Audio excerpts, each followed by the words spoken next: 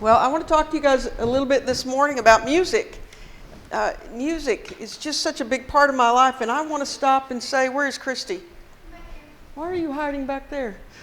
Christy played a song called Ancient of Days, which was written probably about anciently years ago, 200-300 years ago. I don't know how old that hymn is. A beautiful, beautiful arrangement, and so I started, all of my nervousness went away when I listened to that, and then singing Holy, Holy, Holy, just those words further touched my heart and made me forget about the fact that I'm preaching today, and made me realize the fact that we are in a holy place. And then Linda's song, Raise a Hallelujah, and making my God is real, for I can feel him in my soul. And then the choir singing, Shall we gather at the river? And I have to be honest with you, this whole service took on a tone that I did not expect. And so I am thankful that because we showed up here today, the Holy Spirit was waiting for us. And so I hope that after all of that I can say something that makes sense today. I also want to thank you, Max, for not making me go after Beverly, that she has to follow me. You guys are in for a big treat. I'd love to hear you preach, Beverly Ty, and so I am just thankful that you are joining our preaching rotation. So music. When I was a little girl, my parents were young, and I was born in the early 60s, and so music was a big part of our lives, and I loved music growing up.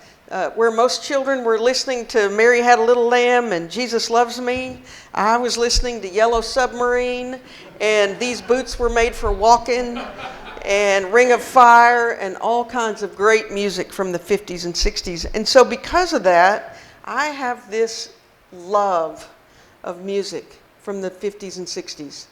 And now some people think that's weird. Some people who love me dearly think that that's just strange, that I am obsessed with that music. But it was happy music, and it was sad music, and some of it's ridiculous music.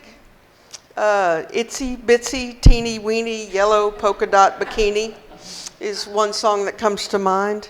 But it was political music.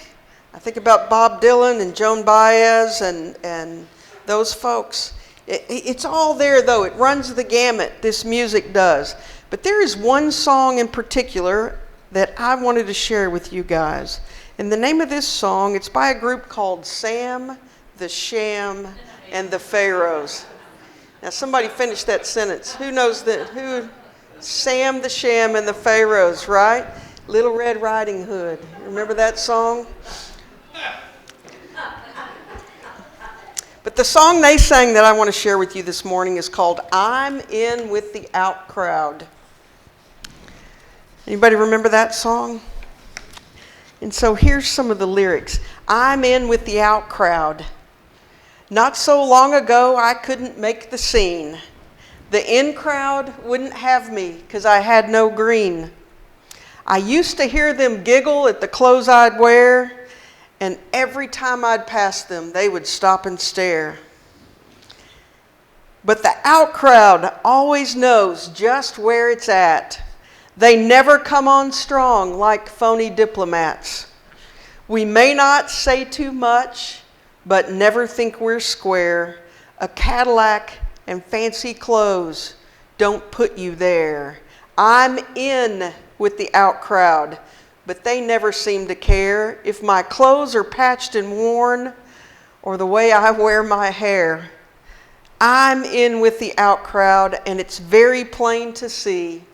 We don't have fancy clothes and cars, but we're groovy as can be. I love that song. I love that song. And you know what? Part of why I love that song is because I've always been part of the out crowd. I didn't grow up like the other girls my age. I had 3 little brothers, and we were rough and tumble.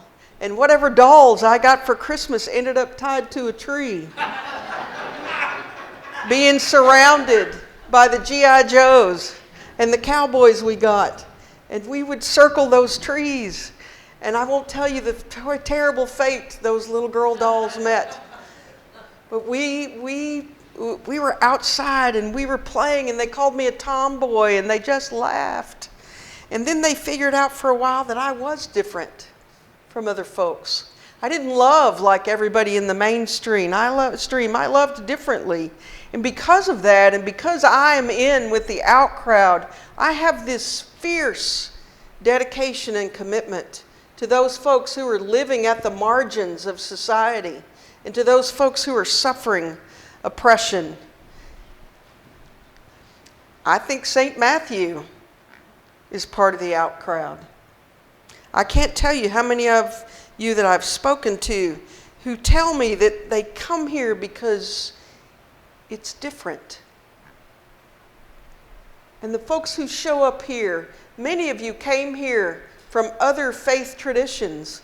We have Catholics and Baptists and Presbyterians and Lutherans. And we have folks who grew up in no church at all, and folks who went to church every Sunday. And we are all drawn here for the same reason, because this place is different. It's not like the mainstream. Some of us here enjoy great privilege, and some of us here live at the margins. Some of us here enjoy wealth and education and prosperity. And some of us here live in a place where there is poverty, and where there is a lack of opportunity, and where there is prejudice and racism and sexism and all those isms that would oppress people and keep them down. But in this church and within these walls, we leave all that behind. We're all the same here. And what makes us all the same is that we all love the same. You know, Jesus was in with the out crowd. He was. And so what does that mean, to be in with the out crowd? Well, the first thing I think it means is the first thing you do is you resist harm to anyone else. And then the next thing you do is you work for justice for everyone. Now, I'm wearing my justice stole today, which is against the law in the Methodist Church, because I'm not ordained yet, so I'm already breaking the law right here. But it says right here to do justice. These are from Micah chapter 6, verse 8. What would the Lord require of you? Do justice. The next thing it means to be part of the out crowd is that you accept and you affirm that everyone and all creation is holy. And we affirm the lives of others as holy. It also means that we share with everyone the love that Christ gave to us. We don't measure them. We don't exclude them. This love is open for everyone. And the last thing I think being part of the out crowd means is that no matter where people are on the spectrum of life, we make it a habit of trying to see things from their perspective and not just from ours. Now, I'm going to tell you, Jesus loved the out crowd. He loved them. He ate dinner with tax collectors and with fishermen and with women. He even had dinner and spent time with sinners. Think about the woman who was caught in adultery. And that's a whole sermon in itself, because I want to know where that man was that was with her. But anyway, that's a different sermon. Even in his dying breath, the thief on the cross, Jesus reached out to sinners. He welcomed children who were considered property in that time. He welcomed children. He spent time healing the sick who were banished from the in crowd because of their illness. Folks who lived a life of isolation. He spent time with people not of his own race or ethnicity or creed. Think of the Samaritan woman at the well. I read that story again yesterday, and he didn't just spend time at the well with her, talking to her about the water of life. He went to the village of Sychar, Samaria, for 2 days and stayed with them. Something that Jewish folks did not do at that time because they did not associate with Samaritans. He healed the Roman soldier's servant. He healed the nobleman's son. He spent time with people who were hungry and thirsty. All of those people were part of the out crowd. Jesus loved the out crowd. And Jesus, who was part of the out crowd, that Christ, we have that same Christ in us. That same universal love is in our own hearts. Now, Max talked a couple of weeks ago about this machine that holds our souls, about our bodies being temporary, but our souls being eternal. And all of our machines are different. Everybody's is different. We don't all look the same, thank goodness. But we put people in and out of our crowd based on their machine. It's what we're programmed to do as children. It's how we start our lives, programmed to see those differences. And then the next thing we teach our children, and the next thing we've learned, is not just to measure each other, but to compete with each other. And we do all that based on this physical persona. But our souls are all part of the universal Christ, which makes us part of the out crowd. When we realize that fact, and we accept that fact, and we stop putting people in categories, and stop measuring ourselves against each other, then I think that there is no place that we can't go as a church. Because when we know those things and we stop measuring ourselves and we realize that the Christ is in everything, we know then that God is everywhere. And that God has always been everywhere. And our whole reason for being is to be where God is.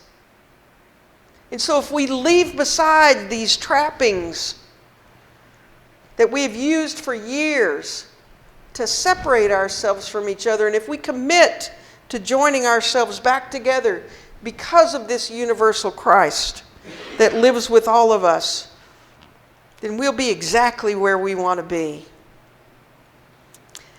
Now, folks, it's 2020.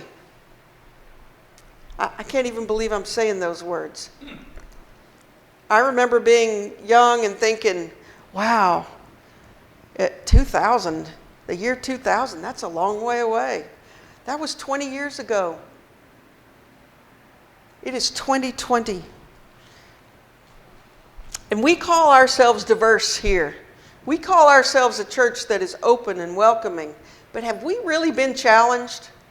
Has our diversity and our commitment to diversity really been challenged? We say all, but what if all is somebody walking in here who's experiencing homelessness and hasn't had a shower in a few weeks? Are we ready for them? And we say all, but what if all is someone who's experiencing mental illness and they can't sit still in a service? Are we ready for them? And what if all is someone who doesn't look on the outside the way they feel on the inside? Are we ready for that? Has our diversity been challenged to the point that we're willing to put aside all of those things that would separate us from each other? What if all comes in here and doesn't have any money? Are we ready for that? Or what if they come in here and they have all the money and all they want is to worship and to be a part of a group of folks who don't judge them and don't based on what they have, but just loves them for who they are? I have a question for you, St. Matthew. Are we really ready to be the church that we say we are? Because what's about to happen to the United Methodist Church in May is going to be a major change. The United Methodist Church in May, with this vote against the traditional plan, is going to finally remember that it's part of the out crowd. This church, in its heart and soul, its Methodist tradition from John Wesley, is part of the out crowd. Now, if you're sitting here in this church, you know where we stand on this whole thing that the Book of Discipline says about the lives of gay people being incompatible with Christian teaching. You know that this church emphatically disagrees with that statement. Now, you personally may not disagree with that statement, and I'm not standing here telling you how I think you should believe, but this church as a whole does not accept that statement as true. And so I want you to consider what it means to welcome everyone. I have a quote I want to share from you. It says, "Queer people don't grow up as ourselves. We grow up playing a version of ourselves that sacrifices authenticity to minimize humiliation and prejudice.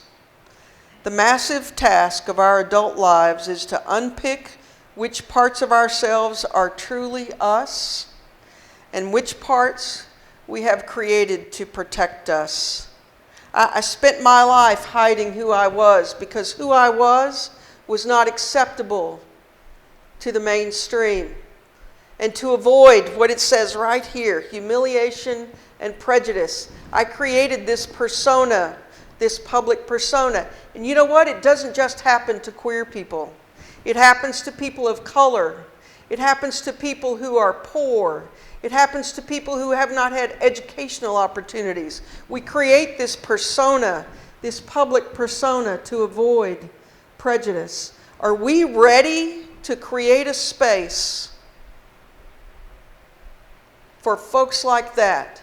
Because we're not inviting whole, healthy people into this congregation. When we say we welcome all, we are calling out to the broken of this world and to the wounded of this world. And they are suffering, and we are inviting them in to be a part of our church. And when we welcome everyone, we're making a space at our table that is loving and safe. And when we welcome everyone, we're letting the whole world know that St. Matthew believes in resisting harm against all, and that St. Matthew is working for justice for everyone, and that St. Matthew is affirming and accepting that all creation is holy. And when we welcome everyone, we're sharing with everyone the love of Christ that's given to us, and we're helping them to see the Christ in themselves. Because at St. Matthew, no matter where you are on the spectrum, you're welcome here. And we love and accept and affirm you. Now, the United Methodist Church, it's going to change in May. This is the first time that I've actually had a hope for this church. It's been over 40 years that this harmful, discriminatory language has been in the Book of Discipline. And for the first time in 40 years, I have hope. For the first time in my life, I have hope that we can finally stop talking about this and get back to the work that God told us that we needed to be doing. In this new proposal,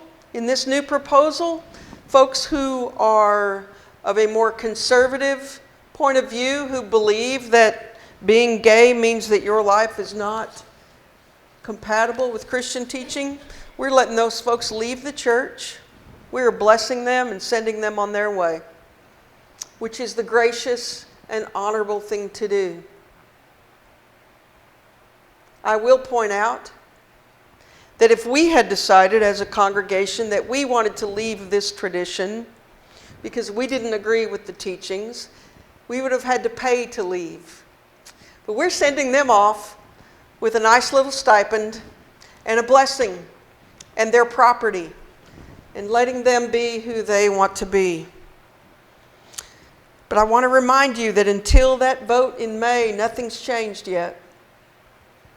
This church still needs to be committed to putting forth the message that all folks are welcomed. Our own bishop has stated that the book of discipline stands.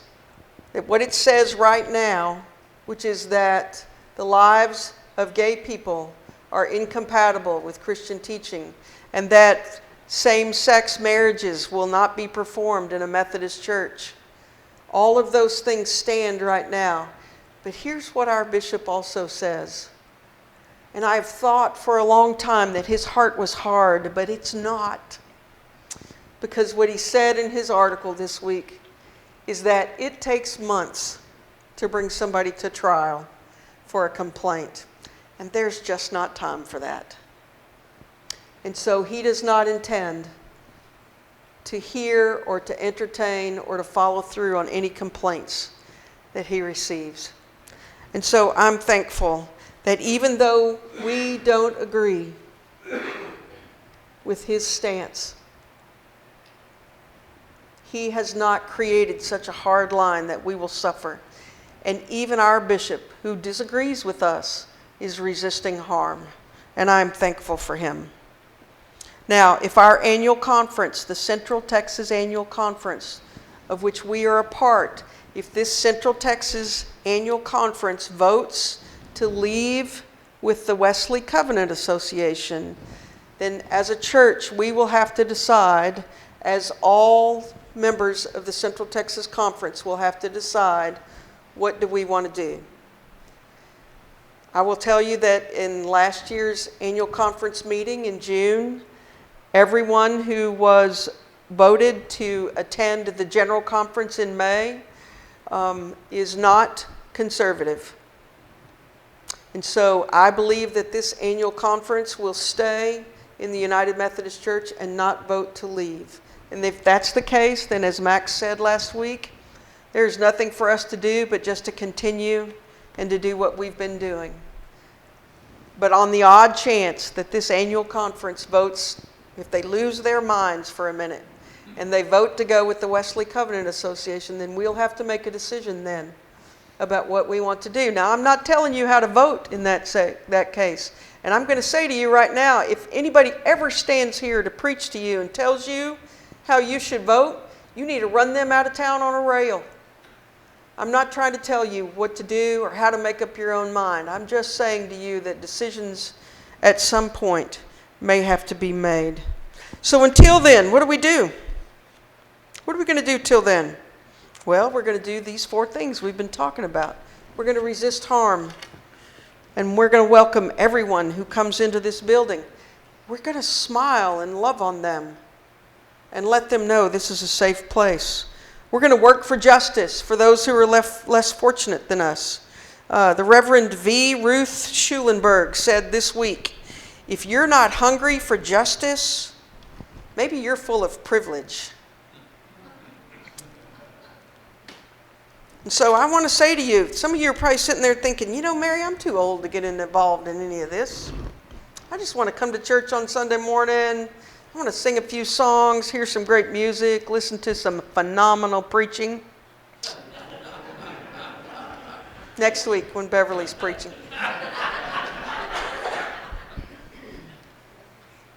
Some of you may want to do that. You may just want to come here for a couple hours on Sunday morning, and that's okay. But here's what you don't know is you are already resisting harm. And you are already fighting for justice. The work we do with Eastside Ministry for the poor and for those folks experiencing homeless in this neighborhood, that's fighting for justice. And that's resisting harm, and we're already a part of that.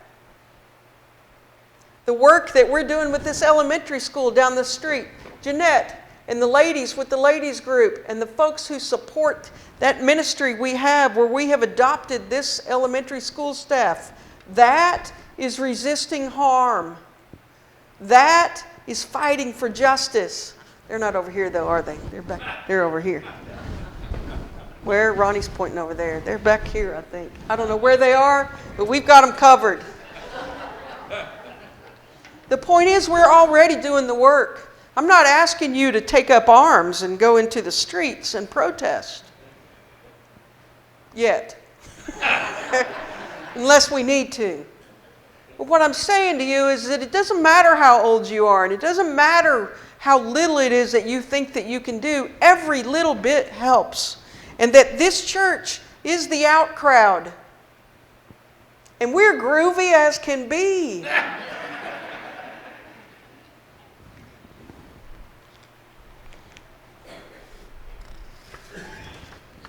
The other thing you can do until these things change in May is get involved in the life of this church.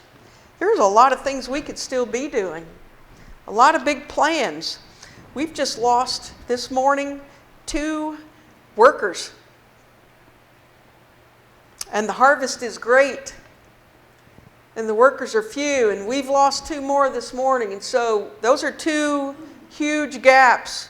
As I see it, we need 2 chair people and a children's minister and a Sunday school teacher and 2 choir members. Where's Tanner? We need 2 more choir members, right? This is not a little thing that's happening today. And so if God is putting it on your heart right now to step up and to be a part of this gaping hole that the good ones are leaving, please let Max know, let Harry and Judy know, let somebody know today that you feel called to help. Because in the meantime, this church has to continue to reach out to this neighborhood and to this community. And the last thing that we need to do while we're waiting for these big changes is we need to get prepared. We have to have an infrastructure in place that is ready for the changes that will happen once all the restrictions are off. We have to study sacred text. Now, I've told you guys there's a couple of books I'm reading, The Universal Christ and Building a Bigger Table, that are just invaluable to me and have changed my life. But the first book that changed my life is this book. And there's some stuff in here I don't like. There's some stuff in here I read it and I think, how did that get in the book? But you know what else is in here? The story of us. Our Hebrew tradition that we cling to so fiercely is in this book.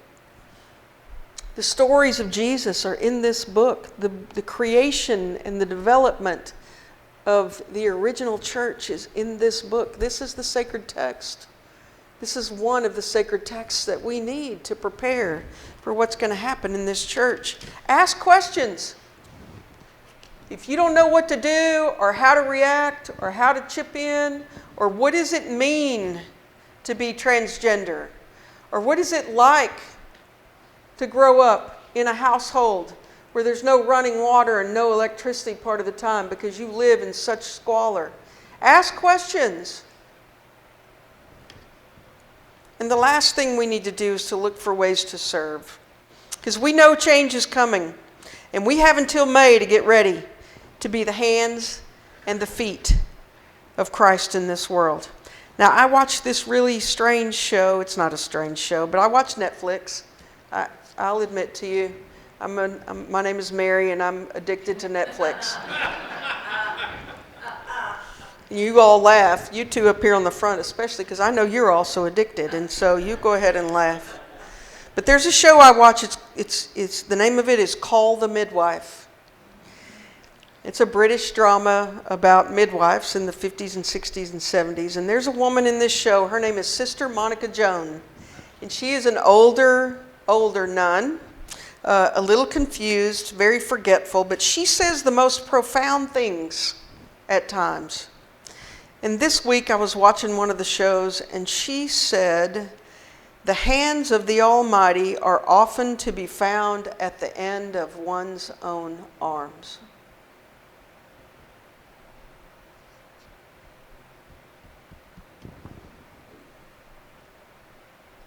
Look at your hands. Go ahead. Look at your hands.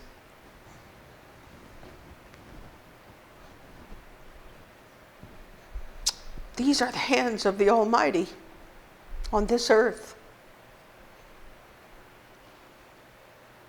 And this is the place where those hands are open and ready to give a hug and ready to bring some groceries or buy some clothes or give a ride or just provide a safe and warm place to learn about the love of Christ. Pray with me if you will. God of creation, we present ourselves as both the object of your affection and the extension of your love to a wounded world. Prepare our hearts and our lives for the changes coming our way. Give us the strength to resist harm. Give us the courage to work for justice. Remind us that Christ is in all, and therefore all are welcome and all are holy. We claim these things in your name. Amen. Ushers, if you will come forward at this time.